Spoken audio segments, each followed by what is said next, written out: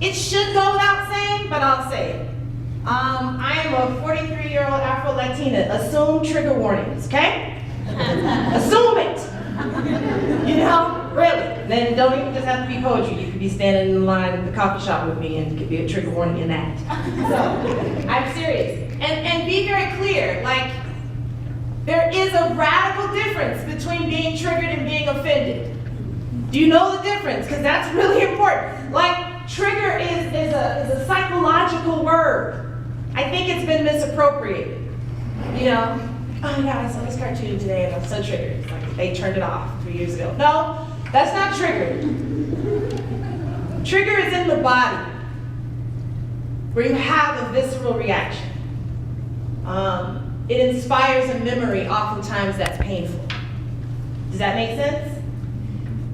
If you are triggered in this space, take care of yourself.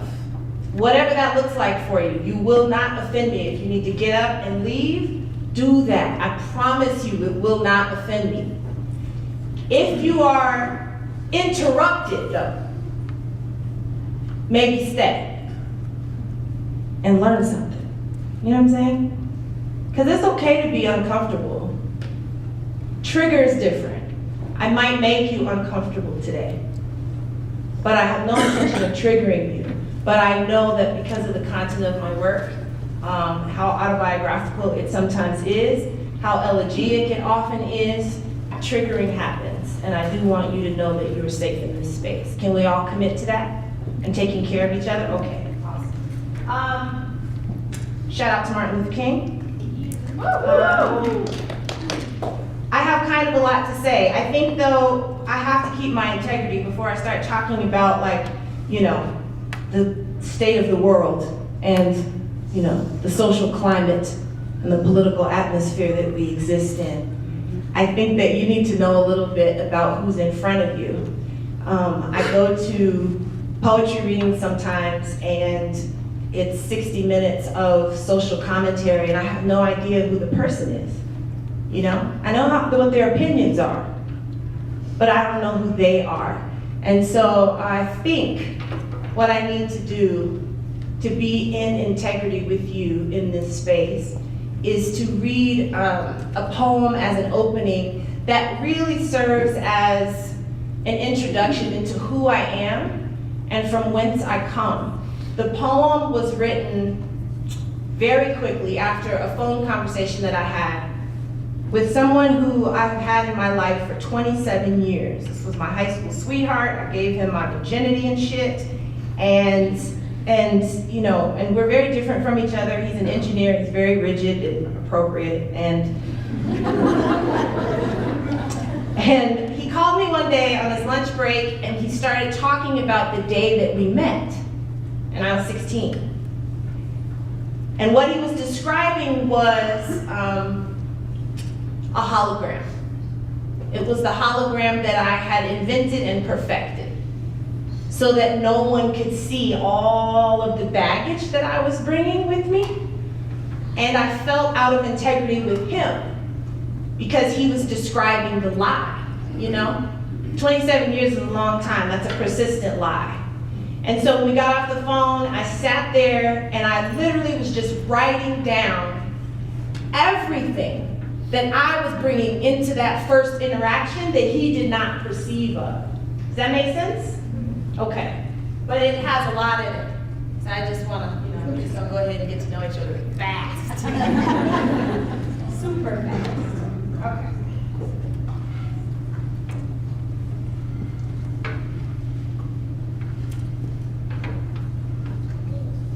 When we met, the ghost of a girl who looked like me stepped out, fashioned a tiara from kitchen knives, declared me queen, pulled me from behind the gravestones and whispered your name.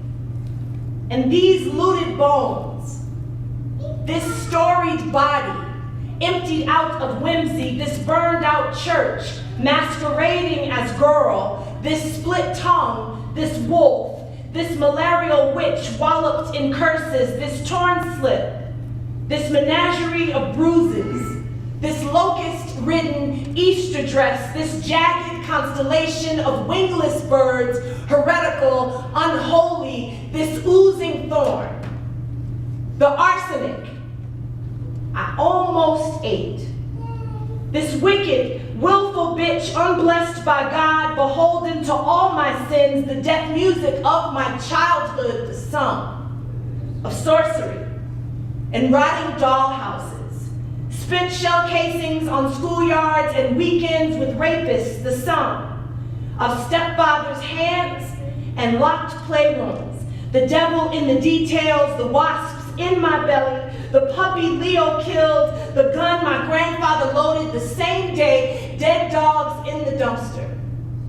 The promiscuity of everybody but me. The days I overthrew death. The day Dennis and Marcus didn't.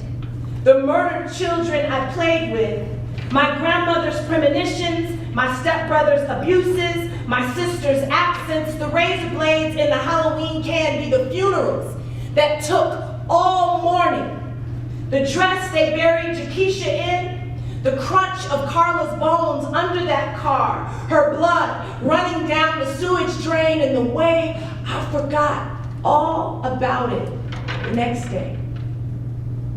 The priest who was molesting her, the nuns who beat me, the rosaries that hung from their necks, the twin girls next door with third-degree burns, their mama who lit the match, the everyday crucifixions, the pornography in my best friend's basement, the cases of beer her father drank, the way he beat his wife after, the boys like kettles whistling who murdered with indifference, the way I still hung out with them on weekends and the times I fingered a pistol.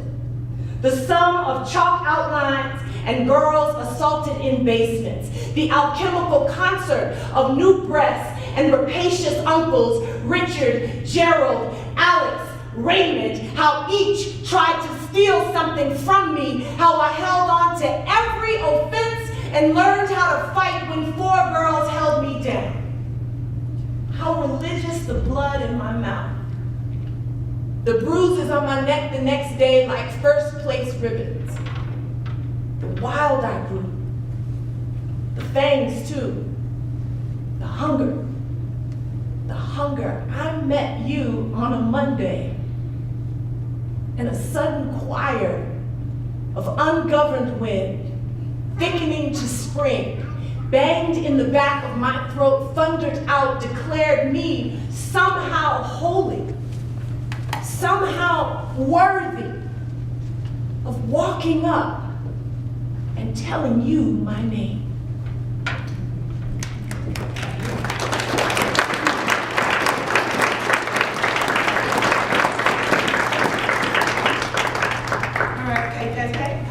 Deep breath. I'm so serious. Please stay in your bodies. Deep breath. Feet on the floor. Deep breath. This is all okay. I talk about a lot of hard stuff because I won. You feel me? It's because I won. It's not because I lost. I am victorious. So I can move through and travel the distance of all of those minefields. Because I could have died, but I didn't die. You feel me? Okay. Now, I come from a family that matriculated from Little Rock, Arkansas to Denver in 1958. That choice to move was a choice that was catalyzed by a significant amount of trauma. Okay? That's my backstory. Like, that's my histography. That's the context into which I was born. My grandparents were school teachers in segregated schools in Little Rock on the West End. My grandfather taught science and math. My grandmother was a music teacher. My mother was 10 years old when my family made the seismic choice to allow my 14-year-old aunt to desegregate, to be one of 9, to desegregate Central High School in Little Rock, Arkansas. She has a Congressional Medal of Honor for that. The fact of the matter is, I come from mighty people. I come from supernatural people. I come from miracle-making, walk-on-water people, brilliant people, impossible people. I mean, I have no choice but to be bad. It's like literally. There's zero room for mediocrity for this girl. Okay, but you need to know that because I inherited those stories. You know, I was a little girl listening to about the house being bombed, listening to how my grandfather stayed up all night for a year, sitting on the porch with a shotgun across his lap, just waiting for something to come. You know, I come from that. And what's interesting is that because of that experience in Little Rock and because of how those, not just the students that were desegregating Central High School, but the families attached to those students, there was a certain training that was required of them in order for them to participate in this social experiment. You had to have the bandwidth for a whole lot of abuse. It wasn't just about being brilliant. You had to have the bandwidth for a lot of abuse. My grandfather, who was a Negro League Hall of Famer, he played for the Kansas City Monarchs before baseball was integrated. He was shortstop. When he left, Jackie Robinson took his place. My grandfather coached him. Jackie Robinson is my mother's godfather, for whom she's named. Her name is Jackie Benton. So here's the thing. I hear all of this stuff, right, about the people that I come from. But I'm in a private school, an all-white school. Nobody looks like me. And I, as a little girl, I'm like, why would you put me here if white folks ought to bump in the night? Do you hate me? Like, what the hell is it created a lot of dissonance for me. That's what I'm trying to tell you, okay? It created a whole lot of dissonance. But my family was seeking whatever they thought at the time was the best thing for me, in the same way that they were seeking that for my aunt. So the civil rights movement holds a particular familiarity for me. You know what I mean? It doesn't feel far away. That is not a history that feels far away or something that I don't feel attached to. I don't have to clamor for symbolism at all. I live with the symbols of that movement. This poem is for Coretta Scott King. I wrote it because we talk so much about Martin, and he would be impossible without Coretta. There was nothing symbolic about Martin Luther King being shot. No metaphor could capture the sting a community felt when yet another assassination tore at the resolve of folk who lived in their heads and dreamed of someday and one day a bullet can punctuate a movement. But I don't think about that day. Not even when my little boy comes marching with images of MLK embellished in crayon and the kind of exuberance that only youthfulness and naivete can sustain. He wants to tell me about the dream Martin had and the evil in the world that took it. He runs it all down for me, wide-eyed and mortified at how helpless he feels in these conversations with history where great men who dared to jut out were struck down, and the gross improprieties of it all, and the incredible immorality of it all, and the needlessness and the senselessness of it all. Can't believe how damned ungodly we were. He needs me to do something about it. To wrestle the past down into cliff notes and attach, and they all lived happily ever after at the end, but I don't think about that day. Or the man who steadied his hand, shouldered his rifle, and put Martin in his skull. The man who woke up that morning and ate his eggs and drank his coffee with a mission statement curdling his veins. A man who knew he would take a life that day, a big life, a bigger than can be believed life, because all life is bigger than can be believed. And how he probably showered in silence, you know, feeling epic and intentional. And whoever loved him probably said some not at all epic thing as he was leaving, like, don't forget to pick up some milk on your way in. And how he nodded and knew he would obligate history into remembering him. Steeped in his own vast set of politics and platforms, he set his jaw against the hubris of history and he squeezed. But I don't think about that day or the one that preceded it, when Coretta must have felt something catching her back that heavied her steps and pulled her lip down, must have gazed as she did every morning at the man she married and been struck dumb by how unlucky they were to be talking out loud about freedom and what happens when folks start believing. And the women who hung the hopes they had for an entire generation on the sermons of a man she fell in love with because he made her laugh. Not the tattered Bible, earmarked and underlined under his arm, or the seismic impact of the words he spoke, or the swell of folk who gathered outside churches and on corners to hear him talk of parables and possibilities, but because he made her laugh. A deep and rolling laugh that moved her to girlishness and wet her mouth with smiling. No, I don't think about that day or the one after it, when Coretta must have had locusts in her belly and could see neither promised land nor mountaintop around her children's wailing, their small hands pulling at her skirt, needing her to fix it, to tell God he made a mistake. Daddies are supposed to be forever, and how inevitable the newsreels attempted to write it, bleeding out and leaving was never an option. And the gnashing of baby teeth and the thundercrack of a nation's grief, when all Coretta wanted was to remember what laughing felt like when Martin made her do it, and what dreaming felt like when Martin made her do it, and what faith felt like, and what hope felt like, and the moments that were replete with parable and possibilities, and she still believed she could have fixed. And they all lived happily ever after at the end.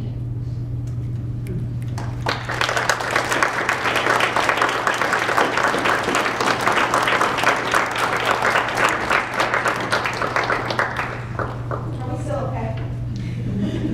Keep breathing. Keep breathing. I told you it's going to be some shit. Okay. All right, let's see here. Short one. Oh, America! I went out looking for what you promised and found a toothless grin, an empty pot, boneyard lullabies, sweetless shores, witches burned to cinder, little black girls bombed in churches. They are all me. Each charred bone, each torn dress is the story of my birth.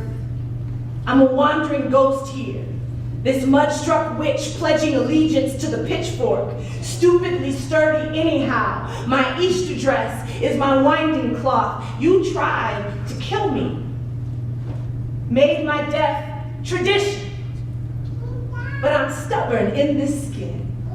It doesn't matter what weapons you point, I roll the stone away, outlast death, abandon it in the cause of my name, my holy, my righteous name. What will you do, America? What can you do with this cliff-hanging colored girl who pioneered her own dumb body despite the ambulance ride you turned things into? See how incurably permanent I am? See how these skeletons tumble out of my mouth? The grisly burst of unnamed corpses that hang above my head, a halo of deliberate memory.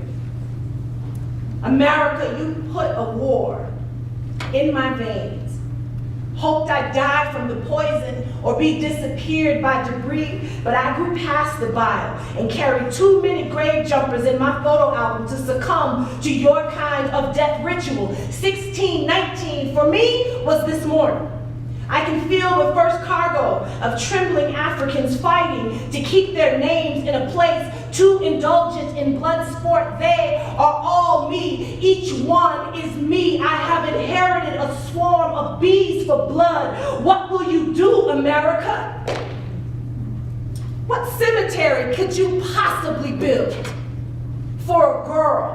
so full of memory.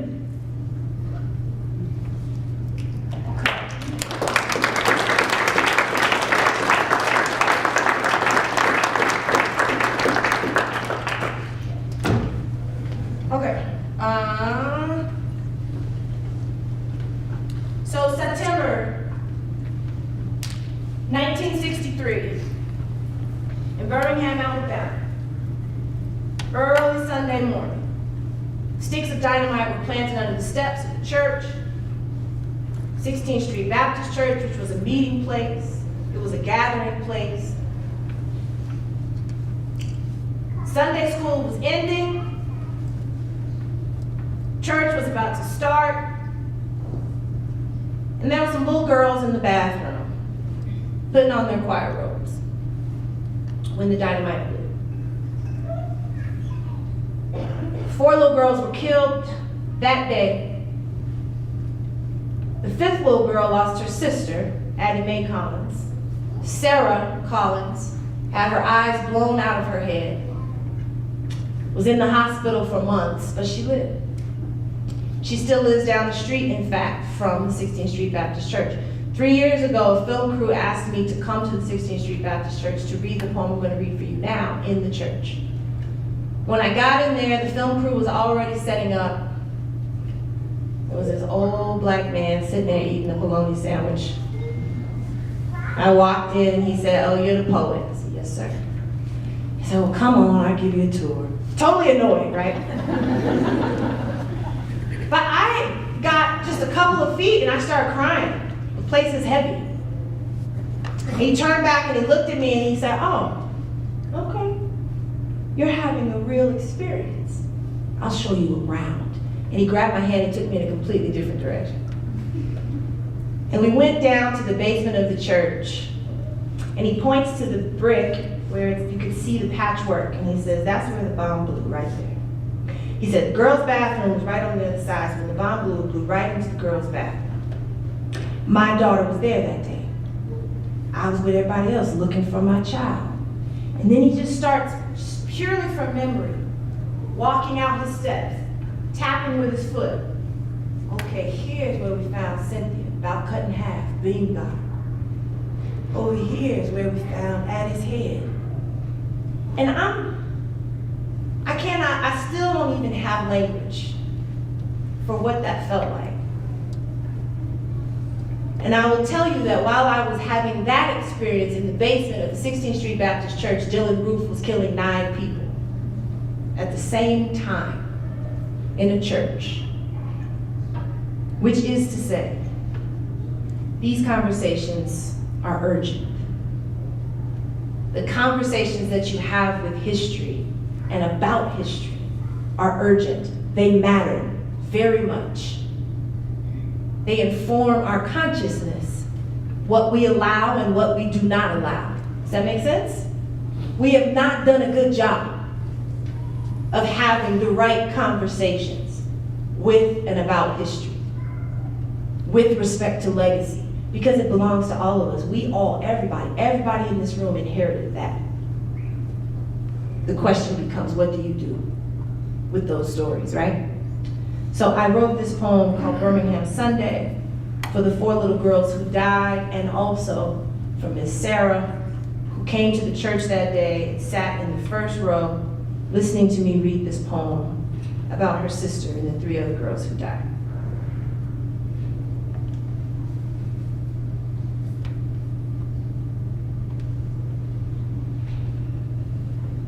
I don't know what came down first. You know, a church is not made for falling in on itself. You don't build them prepared for destruction.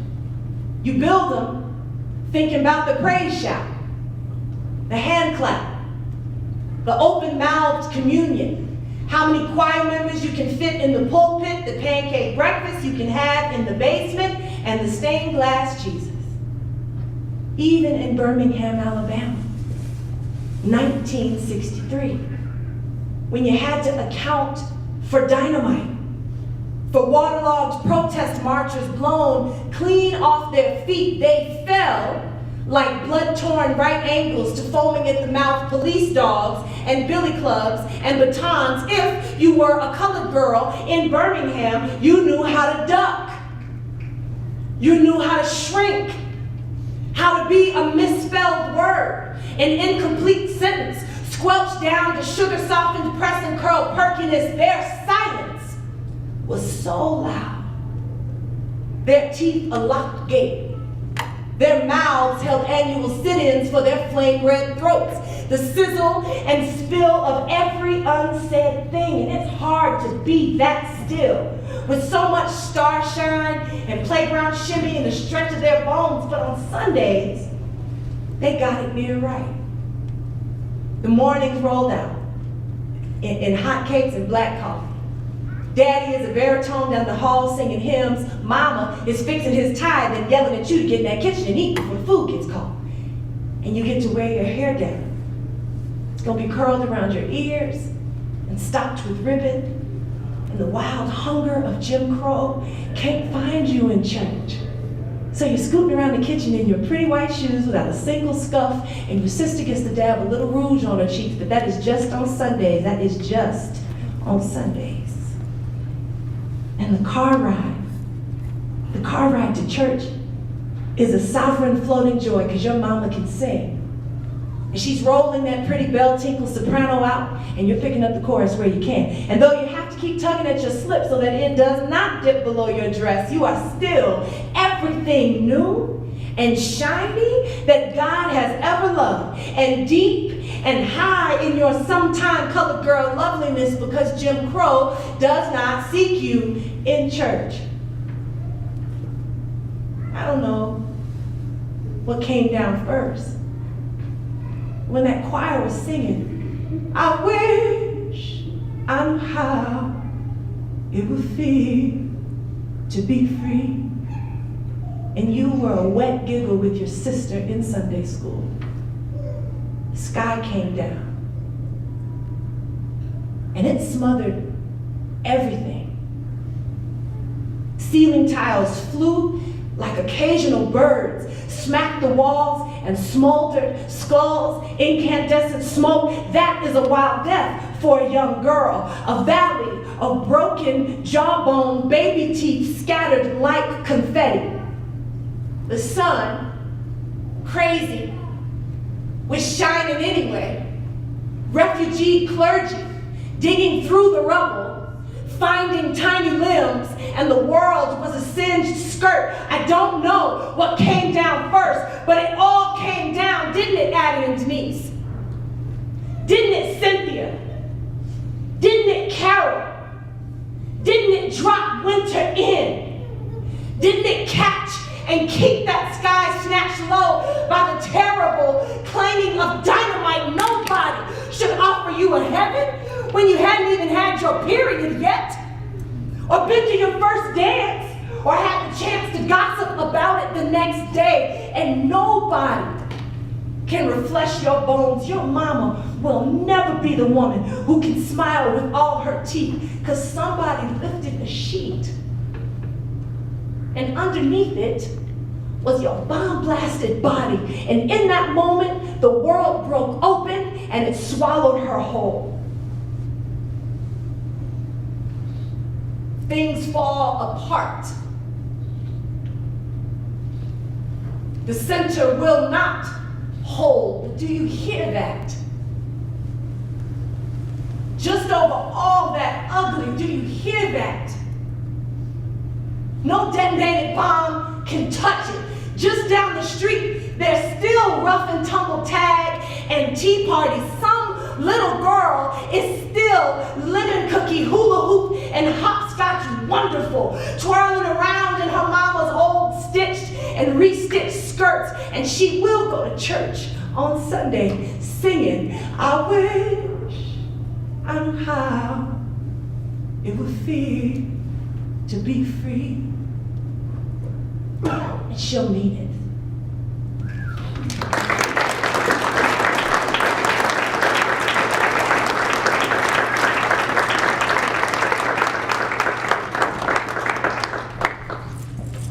Deep breath. Really. It's important. Because it ain't getting no easier, I'll tell you. It's really not. I am an elegiac poet. I had no designs on that. It's just what keeps coming, you know what I mean? I just have this very deep and pressing need to bring folks back into the room, back into the space. It feels like ritual for me. It feels like ancestral logic for me. And most of the time I'm writing about folks who were here and gone before I was ever in the world, you know? There's something about the footprints that they left that stains me, or in some cases sustains me. And I am inclined to articulate them and reanimate them, or do a better job of remembering. I'm deeply concerned with our present day reality, right? Where bodies are hashtags, and I'm gonna tell you why. Don't let me talk too long. My preambles be so goddamn long. They belong in the poem. But I'm concerned about the climate, and the reason I'm concerned about it is because it is pulling us out of emotional literacy. When bodies get relegated to symbolism and hashtags, they stop being people. And then it tricks us into thinking we're progressive and shit because we tweeted about it. You know what I mean? And it's farce. And so I think I'm also interested, and it sounds strange, but I'm interested in having a proper grief response. Over and over again, I don't mind inconveniencing myself with the sadness if it means I get to remain human. So I think a lot of times these poems are born out of that need. Does that make sense? Okay.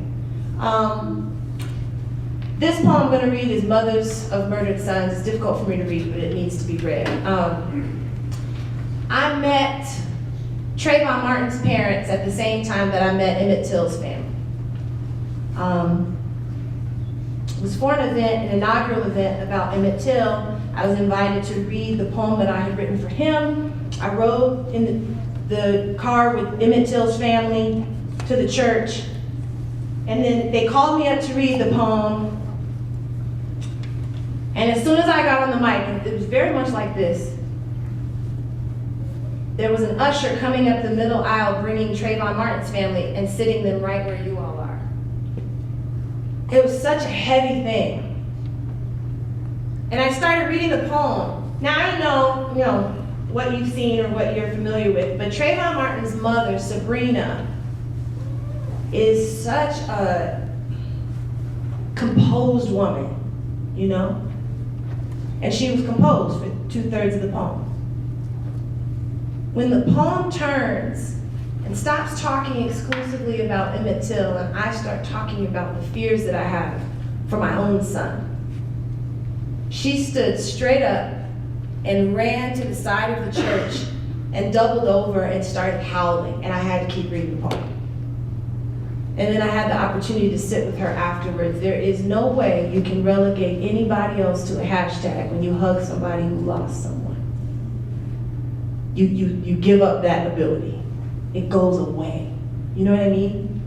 And all you feel is the gaping hole that is left as a result of this person no longer being with us. So this poem is Mothers of Murdered Sons, and it is specifically for Mamie Till, who was Emmett Till's mother, Sabrina Fulton, who was Trayvon Martin's mother, and Leslie McFadden, who was Mike Brown's mother. Yeah, I was about to say some more stuff. I told you my preambles be long. You gotta cut me off.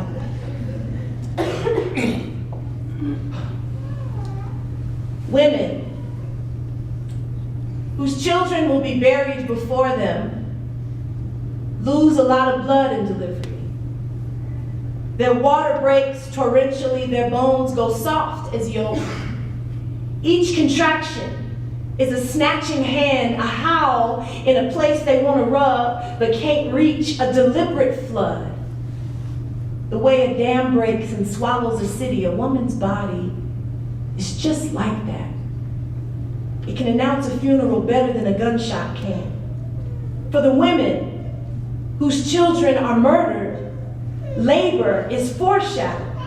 It tells about the bones and the breaking and the temporary nature of things. Mamie Till laid up 9 hours trying to pull that boy through her quaking thighs, sharpened her teeth on ice chips, whispered prayers that didn't belong to anybody's God, nipples like church steeples just high and hard, reaching out to sky just to get that boy here, and he was a fat thing too. Came up grinning and full of himself, even then. Came up gasping for air, came up from the thick heat of her body, smacking his lips. Always hungry, see, always hungry. Took him a while to clean Emmett up. Took even longer for Mamie to stop spilling every part of herself in that stark white room. Took a while, see, and some of that blood never washed up. Ain't that a metaphor for always? Now, Sabrina Fulton is a ritual. You know, she's stony, she's stoic. Her face doesn't move much, like a closed door with too many keyholes, no keys. Each new sorrow, a padlock welded shut, except her eyes keep stories, even when she won't. Ever since her youngest boy got killed, you can't look her in the eyes. If you do, Sabrina will bewitch you with her suffering. That ain't how she wants it, that's just how it is. Still, something needs to be said about how Trayvon just about split Sabrina in two. It looked like somebody was thundering out from under her with a hatchet in his hands. When I tell you she bled, you better know she bled, and they couldn't get it to stop. Doctor came in bellowing like Sabrina had something to do with how she was coming apart. Women keep their own magic, but you better believe God or something like it is involved when a child is being born. How do you think a woman goes in as one but comes out as two? They say the last person to split himself like that was Jesus, ain't that right? You've been to Sunday school, you know. I'm trying to say, women have always been about the otherworldly, super-terrestrial mathematics of becoming more than themselves since before Eve. Sabrina almost had to have a transfusion because that boy tore her up. So much blood, it looked like she didn't keep any of it for herself. Nurses and doctors running, trying to stop that woman from flooding the room with the red paint graffiti of sons who gotta get here and can't figure out how to do it without tearing shit up first. Ain't that a metaphor for always? Now Leslie, she doesn't come from anything that bends easily or apologizes much. She comes from something old. Her people split wood, tapped trees, picked cotton, tried it, you know. Tried getting to some place with plenty of work and public transportation and enough folk who would look you in the eye, even if it was to spit in it. You've been hungry long enough. That is all the holy you know to look for. Leslie wasn't one of those girls who grew up thinking she could cry to get what she wanted. Fact is, she didn't even cry when she let her firstborn burst through her skin and into cosmic significance, and he was a big one. Like his daddy, I guess. Dark, thick-boned, you know, like something made to be hunted, skinned, like something to be left bleeding outside in the middle of a road with caution tape all around, little kids crying and old folks saying, "Peace, be still." And there Leslie was, in the thick of it, watching the boy she fought her own body for, the one who barely got out of high school, the one she alchemized from her simple womb, laid up, circusing the street with his blood, so much of it, just like when he was born. And the doctors had to cut Leslie to pull him through. How her blood got in his eye. How it seemed like he never forgot the trauma of inheriting a body like the one he had. The boy whose blood started a riot. How we all ended up with it in our eyes. The prayers of mothers with murdered sons do not reach heaven anymore.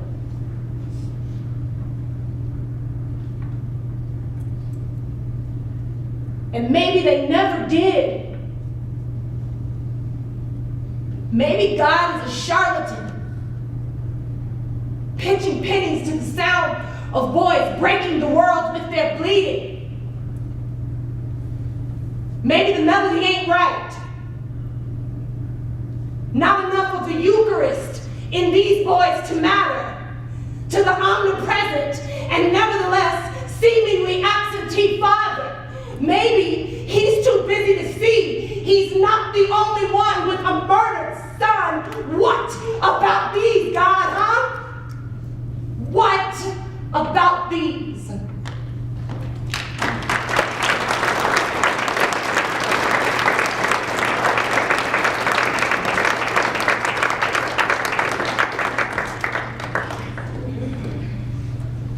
Deep breath. I need it too.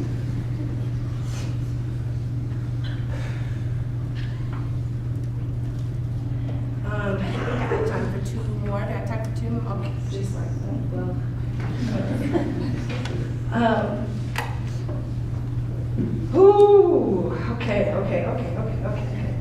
Okay. I don't want to leave you like in this state, you know what I'm saying? Okay, all right, hold on, just a minute. Okay, I know the two that I know I need to read, then I'm also thinking about this other one that's about me losing my virginity. Yeah, do them all. You do them all, people need to leave it. I'm gonna do the virginity one first. It's nowhere near as sexy as it sounds. Oh shit. Okay, so I talked about how seismically amazing my family of origin is, and that's true. That's not hyperbole, that's true. However, when I was 4, my mother remarried. My mother and father divorced when I was 2, I have no memory of that. My mother remarried when I was 4, a man who was wealthy and articulate and philanthropic and very good looking, and the community loved him, and he was a total monster. He absolutely changed the trajectory of my life. And it was the first time where violence was introduced to me, and in a very riotous way. And so I tell people that at the age of 4, 2 things that were critical to my development happened. I learned how to read, and I was molested for the first time. And so it's an interesting thing. Almost to this day, I associate literacy with bruising. You know what I mean? And the more I learned, the more that it hurt. But so by the time I'm 16, actually gearing up to 16, I started planning to lose my virginity, which sounds crazy, but I thought you had this obligation to lose your virginity at 16, and I don't know where I got that from, but I thought it was this national mandate. And maybe 16 candles, you guys are probably too, you guys don't even know what the hell that is. But the grown folks know, Okay, Molly Ringwald's fault, okay. But I thought I had to, I was like, I gotta get this done. So, several months prior to my 16th birthday, I started interviewing people for the position. Because I was like, this is kind of a big deal, because if I do this right, if I pick wisely, I might be able to get all my missing limbs back. I might actually be able to be in ownership of my body, which was a real thing for me. I did not feel like I had ownership of my body. I thought it still belonged to my stepfather. So, and I totally picked wisely. And so this poem is called Stargazer, and it's about that event. I haven't read this in a long time. If I drop the poem, I'll just I don't know, start singing Beyonce or something.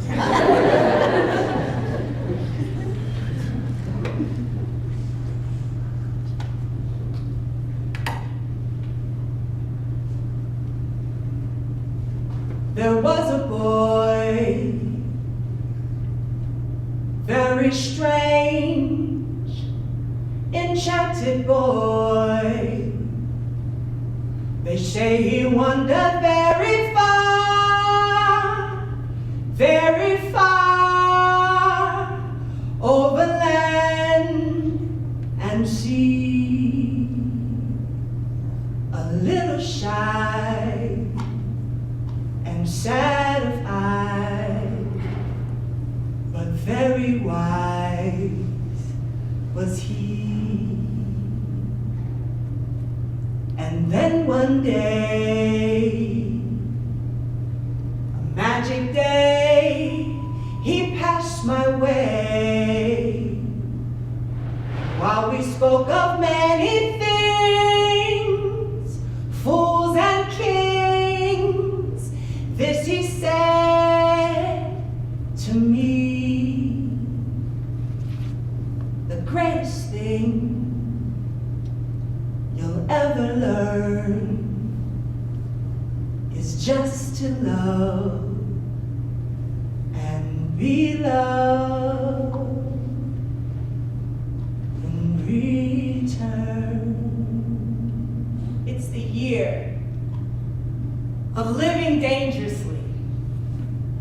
I'm 16 and I'm trying to lose my virginity quickly to somebody with soft hands. Eager to let go of makeshift piety, I'm looking for psalms and slow dances, tell my nerve endings to be patient, mark my calendar to watch for the subterranean dance of bloodletting and brown skin bending willfully under cotton sheets, hoping this boy has not grown his bones into tools for bludgeoning the few bits of girlishness left in me, that have not forgotten what tenderness can feel like in the inevitable cruelty of adolescence. I'm stargazing. There's an unfamiliar tremor in my hip. My navel is man-made lake. What it cannot hold runs over, collects beneath me. I'm glad for the distraction. My hymen applauds the first consensual contact she has ever known. She will begin the arduous ritual of disremembering the one who came before. I'm stargazing. My hands are fisted. This is habitual. It will take years for them to open. I will forgive that. He is smiling in my ear. I can hear those pretty white teeth. He did not know redemption could quiver so pink. I did not know redemption could quiver so pink. It's dawn now. And there are 1,000 poems waiting in the space between my cheek and his collarbone. I'll write them down later. They are mine for the rest of my life. The soft refrains of forgiveness that chase the memories of a pedophile to dust. Come back, Moon. You and I share the same story. Glory be to the girl who goes back for her body. He will sleep through all my epiphanies and hallelujahs. I will forgive that. Unaccustomed to bones being so loose, my knees are waiting for instructions. They have not been told to fight back or fend off. I stroke them into silence, tell them they are relieved of that duty. This boy is different. A daywalker who laughs in his sleep. My forehead is red from his kiss. Only molested children love so well or forget so quickly. He's dreaming now.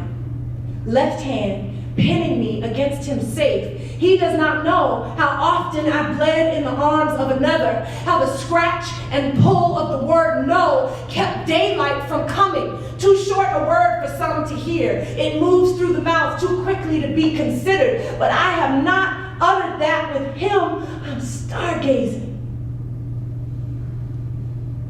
I'm just gonna watch him sleep to the sound of yesterday dying in the bend of his elbow. When he wakes, he will catch me staring. I am a star gazing.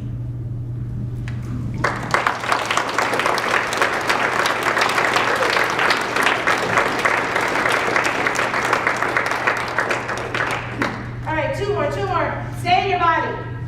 Stay there. Okay. So this poem was written quite by accident. This woman last year from the Huffington Post sends me this email and it's like, hi, I've never talked to her, but I just imagine that's how she said it. I'm doing a feature story, Writers of Color, and I just would like for you to answer this one question, just one line, you know.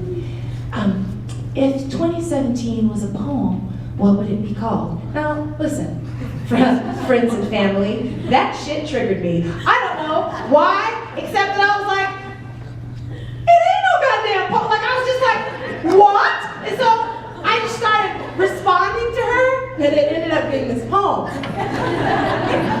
Which was cool, because they featured the whole shit, so that was cool. Very triggering question, you know what I'm saying? What do you mean poem? Definitely not a poem. Okay. In response to the question, if 2017 was a poem, what would it be called? The year is no poem. It won't be called anything with light inside it. It snatches milk from the mouths of infants aligning, devouring shrines and sunlight. 2017 is a weapon, a low groan in the dark, a woman in the basement with a wire hanger and a baby no bigger than a mustard seed that she will meet as an ooze in her palms. 2017 is the lynch mob discography. Girl bodies, gay bodies, black bodies, poor bodies, trans bodies, no bodies, all strung up like Mardi Gras beads on Main Street. The stench does not stop the parade. That's America. 2017 is a funeral procession, a lunatic's marching orders, conversion therapy, celebrity apprentice on a terrible loop. No, 2017 is no poem. It's the bastard child of interred bones in the Tallahatchie River, a severed spine in Baltimore, a boy's brain on the street in Ferguson, the last breath of a man in New York, traffic stops that crescendo to murder. 2017 is a dustbin stacked with protest signs and court orders, the lickety-split shudder of a nation that ran into its ghosts, and apparently only the women are acquainted with being haunted. Empty cupboard soliloquy queens snatching their kids from public schools, handing them switchblades. Mommy is sorry. This is what the teacher can't show you. Take it, these bastards need mortality. 2017 is the State House, glittered now in menstrual blood, girl children baying at the dawn-lit moon, oak trees decorated with braziers, Nazis with their teeth knocked out, a linguistic resistance with no room for words like alt-right when white supremacy is story enough. 2017 is no poem.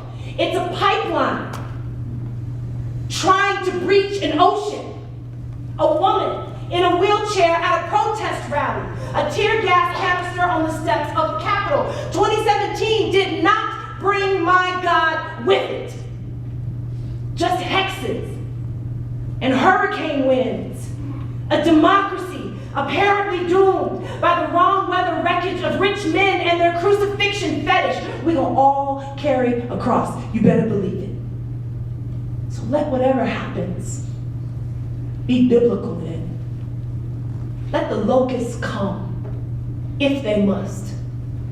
America is a murdered woman, ghosting the world with her cracked levees, her burned out mosque, her shot up church, her impossible promise, and I am done with calling her name.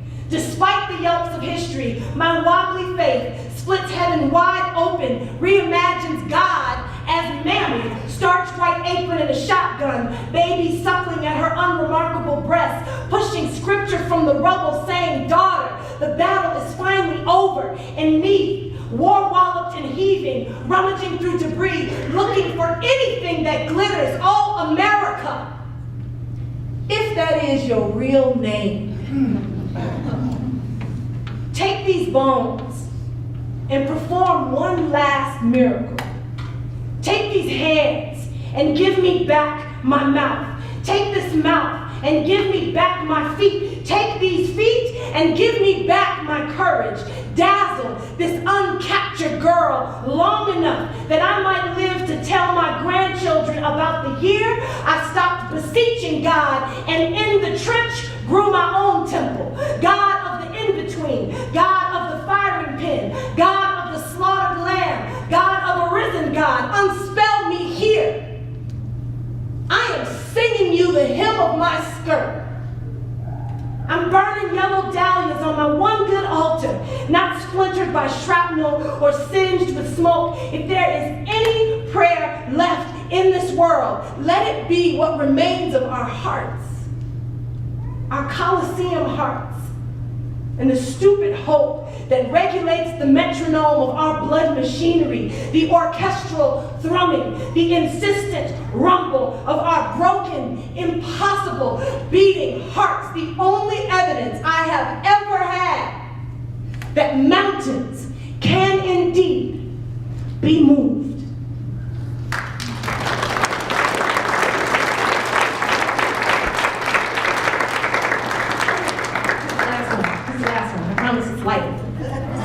I need it too. Oh, hurry up and read that one that makes you feel better, like you're not going to die. Okay. This poem is an exaltation. I felt euphoric writing it. I feel euphoric reading it, and I hope it offers you something. For the gathered faithful, the ones whose blood moves relentlessly on, for the ones who wish to be important and the ones who know they already are, and for the ones who have craned their necks over the sharp edges of midnight, who dream their impossible lives can be fat with a sugared revolution. I know you. I know you've been keeping stars in your eyes, and I know daggers have been at your throat. I know you practice the forgetting of fear. For the ones who were never told that they are worthy of every good and perfect thing, because maybe you don't pray to the God you grew up with, maybe you didn't fall in love with the boy you were supposed to, or in some cases, any boy at all. To the ones who hustle and scrap and keep their back straight, I know it ain't easy. I know how hard you try to live a life that has enough people who look you in the eye and call you by your name. I know you never meant to be so symbolic, so sacrificial. All of you with your faith that all of this has been a rehearsal, some strange experiment in suffering. Listen, you are not charity cases, not victims, not history's bad luck accident. So to the holding on ones, the deliberate ones, the trying ones, the soon and very soon ones, just praise. Praise your bodies in the way you woke up this morning. Praise the miracle and the mess. Praise the language you were born with and the ones you're learning. Praise the opening of the gate. Praise the child you were and the adult you are becoming. Praise the becoming. Praise the journey. Praise the fight. Praise the wherewithal. Praise the riding of wind without asking permission. Praise the universe in your ribcage. Praise the trench that taught you about darkness, and praise the day you danced in the light. Praise the laughter that lives in your belly. Praise the gardens you can plant in your bones. Praise the bamboo your spine can become. Praise the stories you've kept and the ones you didn't. Praise your resurrection. Praise your fists and the way you do not use them. Praise your fists and the way you know how to use them. Praise your mouth, your wide open mouth, for how confessional it is, your straight back, your unbowed head. Praise the atoms and the cells that make your body cathedral. Praise that there is so much of you left and praise the otherworldly algorithm that is your heart. Especially that. Revolution is the sound of your heart still beating. So praise.